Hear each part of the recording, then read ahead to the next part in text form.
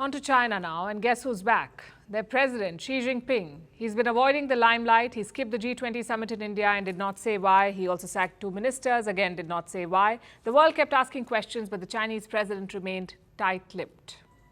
And now he's finally spoken. Sidestepping the recent scandals as if they never happened, Xi Jinping chose to focus only on the economy. He paid a visit to China's central bank.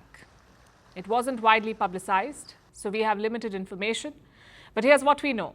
The Chinese president went with his top team, including a vice premier. And reports say this was a first. Xi Jinping has been president for a decade. Never before has he been seen at the central bank.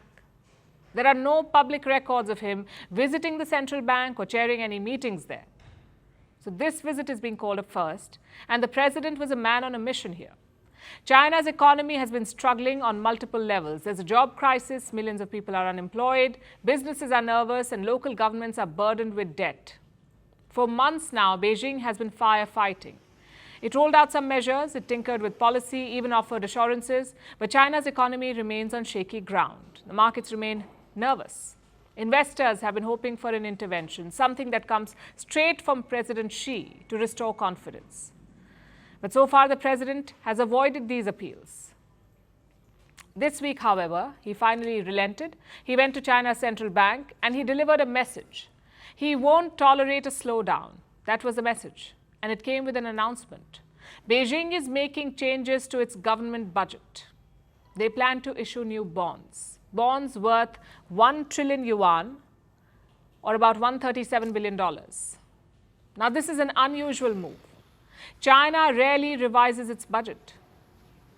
Even during the pandemic, they did not revise the budget to allocate more funds. The last time China did this was in the year 2008. That's when they'd had a massive earthquake, the one in Sichuan. An earthquake that claimed more than 69,000 lives. That's when they revised their budget. And now, 15 years later, China's economic fault lines are rupturing, a crisis no less than an earthquake. So Xi Jinping is revising the budget. And what is his offer? More debt. China's local governments owe more than $7 trillion. That's their debt, $7 trillion. And what is Beijing offering them? Just $137 billion. It's a drop in the ocean. It will ease some burden, no doubt, but it won't solve their problem. The local governments are under stress. The central government has room to borrow.